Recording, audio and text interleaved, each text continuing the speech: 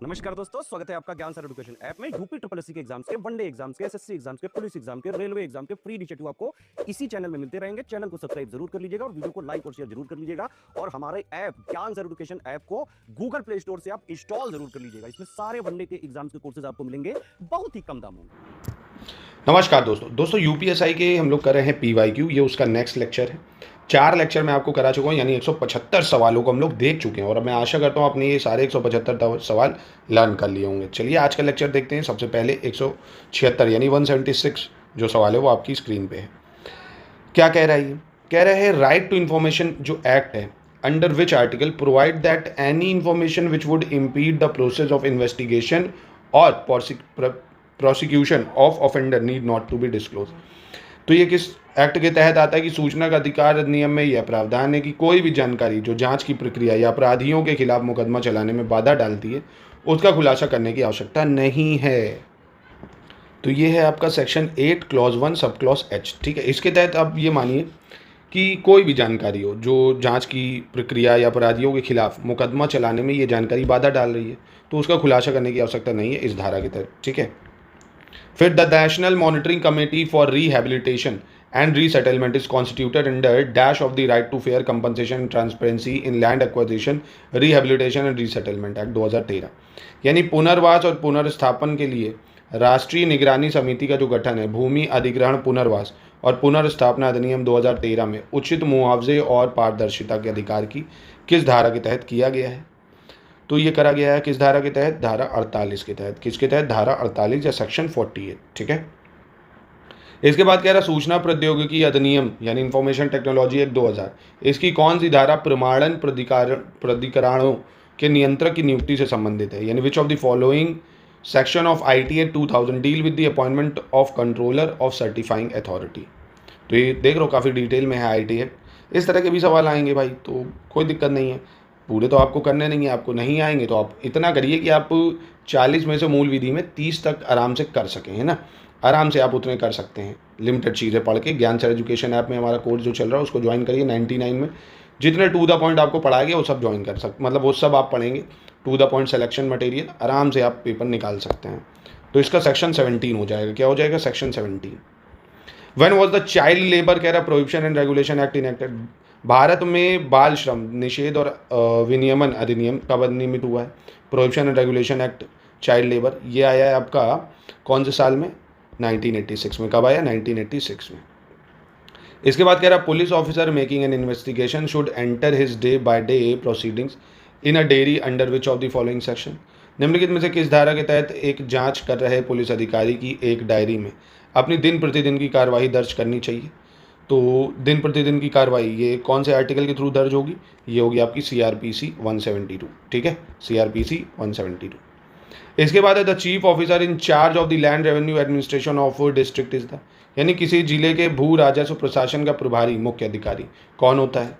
किसी भी जिले का भू राजस्व प्रशासन का प्रभारी मुख्य अधिकारी कौन होगा? तो ये होगा आपका डिस्ट्रिक्ट कलेक्टर या जिला अधिकारी। ठीक है, इसके बाद कह रहा है Supreme Court of India invoke the doctrine of public trust in the case of. यानी भारत के उच्चतम न्यायालय ने किस मामले में सार्वजनिक न्याय सिद्धांत को लागू किया है? Supreme Court of India invoke doctrine of public trust in the case of. तो ये किया है MC Mehta versus Kamal Nath case में। MC Mehta versus Kamal Nath case है ना। तो केसेस आप देख रहे हैं लगातार पूछे जा रहे हैं, ह्यूमन राइट देख रहे हैं आप लगातार पूछे जा रहे हैं। Section which of the national security act provide immunity for the action taken in good faith under the act. यानी राष्ट्रीय सुरक्षा अधिनियम की किस धारा में सद्भावपूर्वक की गई कार्रवाई के लिए इस अधिनियम के तहत संरक्षण प्रदान करती है? तो ये किस सेक्शन के अंतर्गत आता है? ये आता है आपका 16 section 16 of the national security act. ठीक है, सद्भावपूर्वक की गई कार्रवाई के लिए अधिनियम जो है संरक्षण प्रदान करता है ये। इसके बाद कह रहा है पीड़ित प्रतिकर स्कीम आपराधिक प्रक्रिया संहिता 1973 के प्रावधानों के तहत बनाई गई थी जो अपराध पीड़ितों के कल्याण और पुनर्वास के लिए थी। यह दंड के किस सिद्धांत का प्रकार है भाई? यानी the victim compensation scheme was created under the provision of code of criminal procedure 1973 for the welfare and rehabilitation of victims of crime. This is a kind of which theory of punishment. तो ये किसके अंतर्गत आएगा? तो ये आएगा आपका क्षतिपूर्ति, है ना। क्षतिपूर्ति सिद्धांत का एक प्रकार है ये। फिर कह रहा है Supreme Court held that compulsory administration of narco analysis violate article 20 clause 3 of constitution of India in the case of, ये किस केस में हुआ कि उच्चतम न्यायालय ने कहा कि नार्को विश्लेषण की अनिवार्य व्यवस्था जो है भारतीय संविधान के अनुच्छेद 20 क्लॉज 3 का उल्लंघन करती है। भाई 20 क्लॉज 3 में यही है, नो सेल्फ इंक्रिमिनेशन। आप खुद ही अपने खिलाफ गवाह नहीं बन सकते कि आपको नार्को दिया और आपसे सब उगलवा लिया। ये पुलिस का काम है कि कोई अपराधी पकड़ा गया, अब वो उसने अपराध किया कि नहीं ये पुलिस प्रूव करेगी ना, वो खुद नहीं करेगा, ये पुलिस का काम होता है। ये बताया गया किस केस में, ये करा गया Selvi versus state of Karnataka राज्य में, ठीक है। इसके बाद section 21 of prevention of corruption act 1988 permit an accused person to, यानी भ्रष्टाचार निवारण अधिनियम 1988 की धारा 21 के तहत आरोपी व्यक्ति को किसकी अनुमति है, तो इसके तहत जो आरोपी व्यक्ति है उसको किसकी अनुमति मिलती है, be a competent witness for the defence, यानी अपने बचाव के लिए एक सक्षम गवाह बनने की, अपने बचाव के लिए सक्षम गवाह बनने की।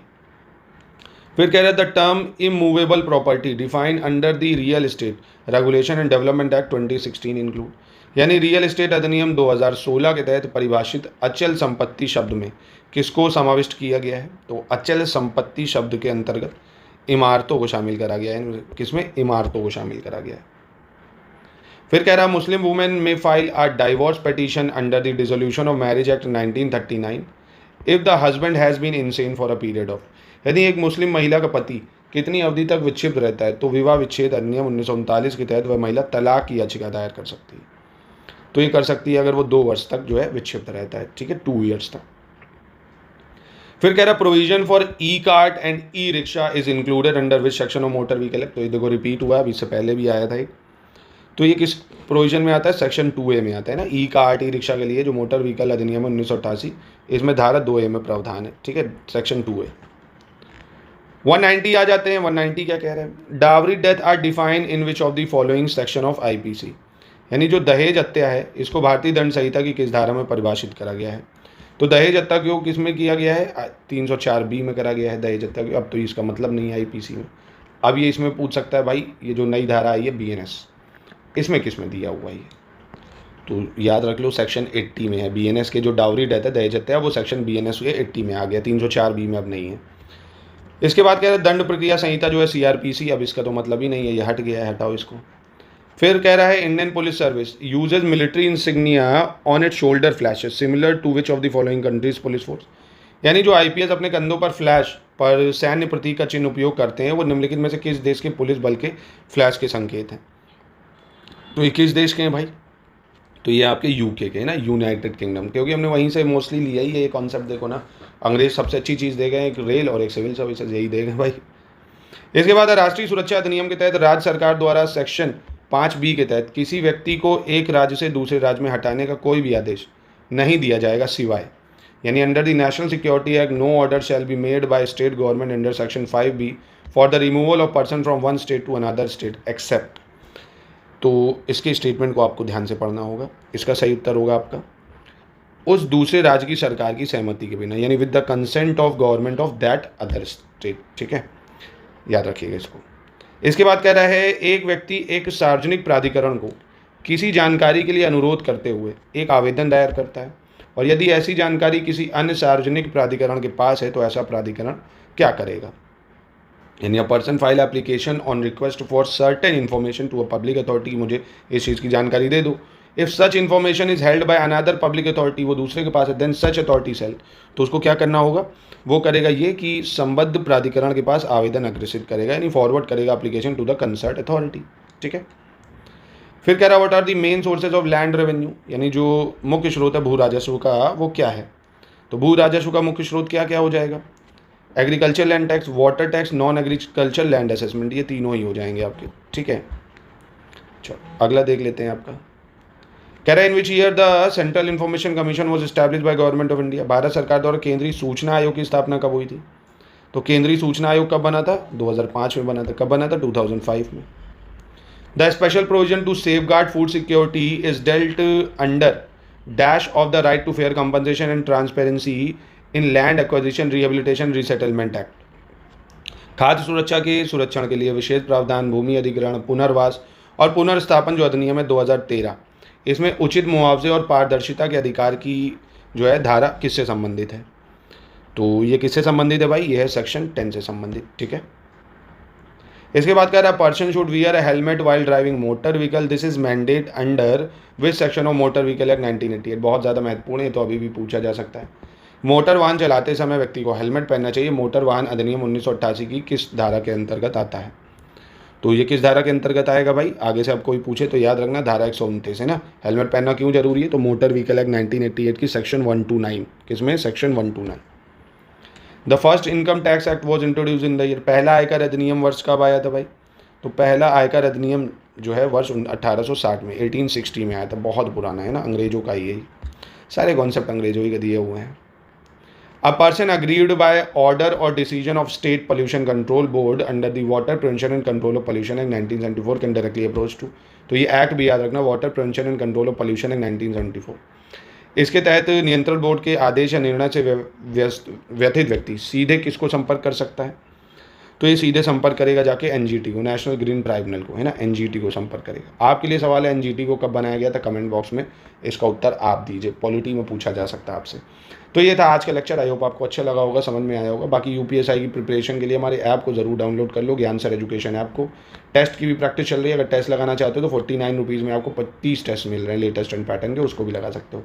खरीदने से पहले कूपन कोड लगा लेना ज्ञान सर डिस्काउंट, ठीक है, तो 99 का और वो 49 का मिल जाएगा आपको। नमस्कार।